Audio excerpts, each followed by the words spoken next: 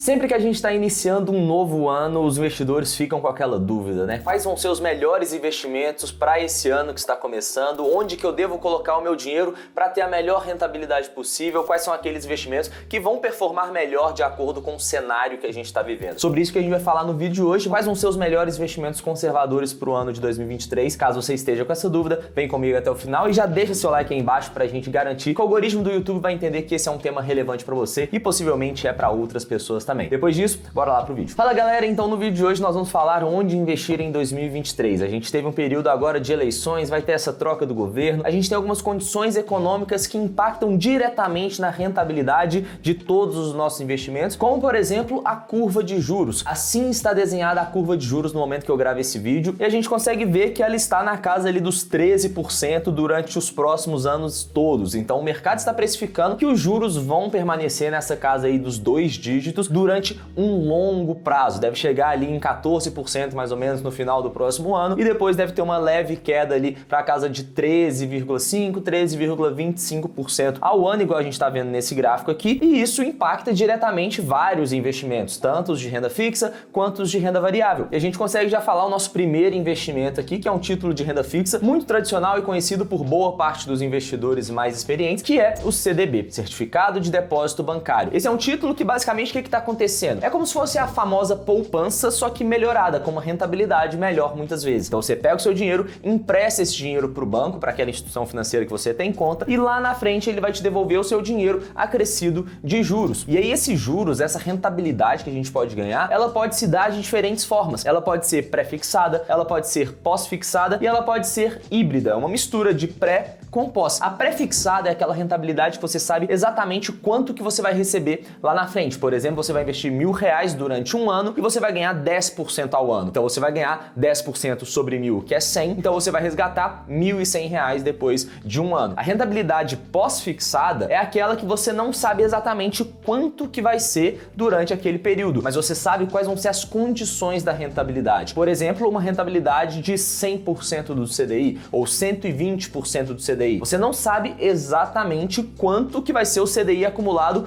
para o próximo ano, mas você consegue ver qual que é a projeção do mercado para o CDI naquele período. Então, igual a gente viu na curva de juros, a gente consegue ver aqui que esse pico da curva de juros para um determinado período vai ser 13,91% ao ano. Então, se você resgatasse o seu título na data daquele vencimento de 13,91%, se ele fosse no período de um ano, você receberia justamente os 13,91%, mas, igual a gente sabe, essas condições de mercado, elas variam. A gente sabe que o Copom faz reuniões a cada 45 dias para definir qual que vai ser a taxa Selic, que vai impactar também o CDI. Então, se você investe, sua taxa está atrelada a esse CDI, você não sabe exatamente quanto que vai ser, mas você sabe que você vai receber exatamente o CDI daquele período, ou então 120% do CDI daquele período. E a diferença para a rentabilidade híbrida é que é uma mistura das duas. Você vai ter um componente pós-fixado que você não sabe, normalmente é, por exemplo, o IPCA, então você vai receber a inflação do período mais uma taxa pré-fixada. Então você vai ter o seu investimento lá, ele vai ser corrigido pela inflação até a data do vencimento e você ainda vai ganhar X% acima da inflação. E aí, dado esse cenário que a gente está vivendo, né, com essa curva de juros, com essa incerteza que a gente tem de acordo com o novo governo que está chegando, Haddad como ministro da Economia, tudo isso está trazendo uma incerteza muito grande e por conta disso essa curva de juros está subindo, ou seja, o mercado está precificando maior risco ao longo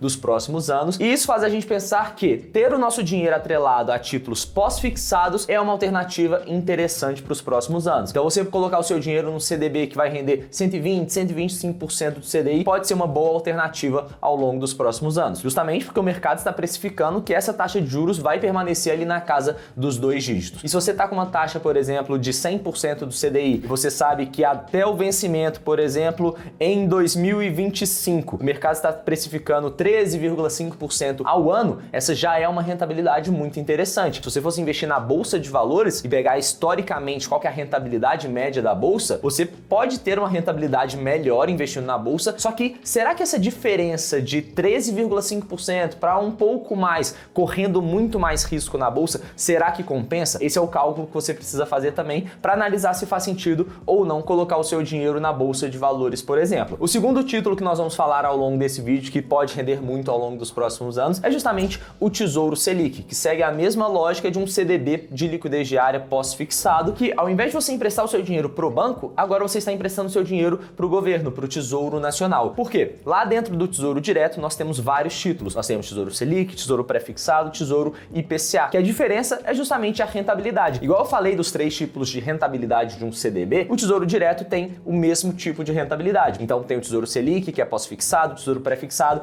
e o Tesouro IPCA, que vai render o IPCA mais uma taxa pré-fixada. E aí a gente sabe que quando você está emprestando seu dinheiro para o Tesouro Direto por meio do Tesouro Selic, ele é o título mais conservador que a gente tem na economia. É o título mais seguro e academicamente a gente chama aquele título de título livre de risco, porque o governo tem alguns mecanismos que reduzem esse risco de crédito, esse risco de calote. Quando você empresta seu dinheiro para o banco e ele não pode te devolver porque, por exemplo, ele não tem dinheiro para te pagar de volta, ele vai simplesmente quebrar, vai entrar em recuperação judicial, vai ter que ter alguma coisa, vai ter que acionar o FGC, porque o banco não tem condições. Mas se chegar na data do vencimento e o governo não tiver condições de pagar, o que ele faz? Ele aumenta os impostos para arrecadar mais dinheiro, ele pode imprimir dinheiro, aumentar a emissão de moeda para ter mais dinheiro e distribuir, vai gerar inflação, vai ter todas aquelas consequências negativas, mas o governo tem algumas coisas que ele pode fazer, um depósito compulsório, que é o percentual do dinheiro dos bancos que eles são obrigados a deixar ali no Banco Central. Então, o governo tem vários mecanismos que ele pode utilizar para reduzir esse risco e garantir o pagamento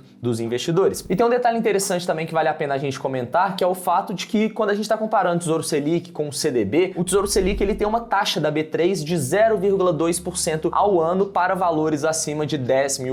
Então, se você vai investir quantias altas desse dinheiro ou no Tesouro Selic ou num CDB, normalmente o CDB ele tende a ter uma rentabilidade um pouquinho melhor se ele for um CDB de 100% do CDI, igual o Tesouro Selic rende 100% da Selic, justamente por conta dessa taxa que a gente tem que pagar ao investir no Tesouro Selic. O próximo investimento que eu separei aqui pra gente falar é sobre o Tesouro IPCA. Se a gente estava falando que o CDB e o Tesouro Selic eles vão ser interessantes ao longo desses próximos anos, justamente por conta dessa expectativa da taxa Selic se manter elevada, da curva de juros estar muito alta e ela deve se manter assim durante um longo período, o Tesouro IPCA ele segue uma lógica inversa. Por quê? Ele é precificado de acordo com o valor presente dos fluxos de caixa que ele vai te entregar. E se a gente tem a expectativa de que essa curva de juros tende a continuar subindo ao longo dos próximos meses, o preço desse título ele tende a cair. Se você quiser resgatar o seu título só lá no vencimento, você vai receber exatamente o contratado. Mas se você quiser resgatar um título do Tesouro IPCA, o Tesouro Pré-fixado, antes do vencimento, você vai ter que vender aquele título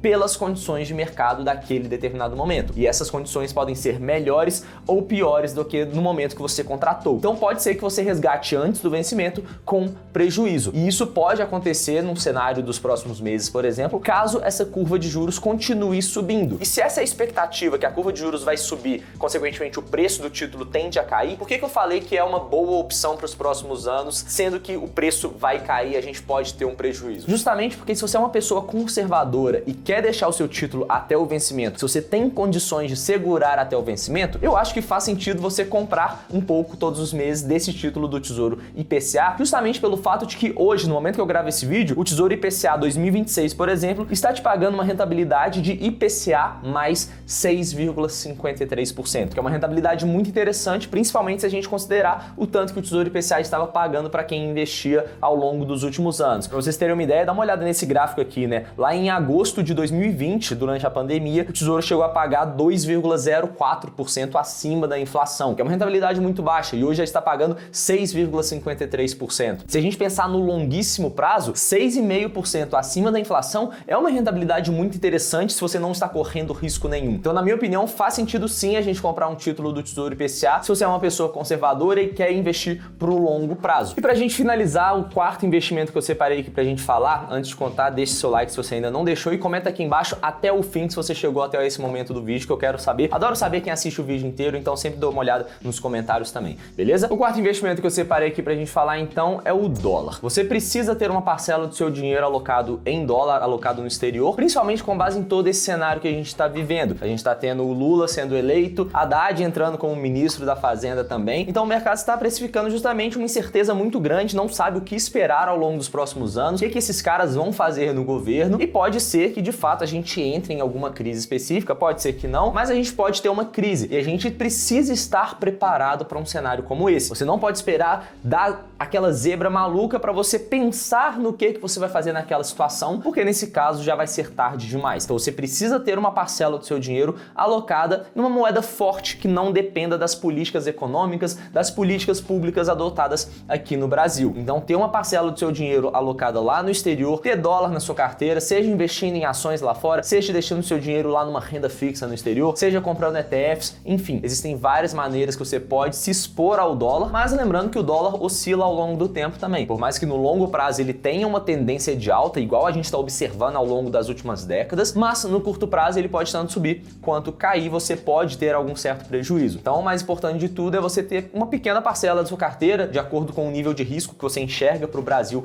ao longo dos próximos anos, pode ser um pouco mais, um pouco menos, mas uma parcela da sua carteira investida em dólar é sempre uma decisão inteligente a se tomar. Então, se você gostou desse vídeo, lembra de deixar o like aí embaixo, eu te vejo no próximo vídeo, um grande abraço e até lá!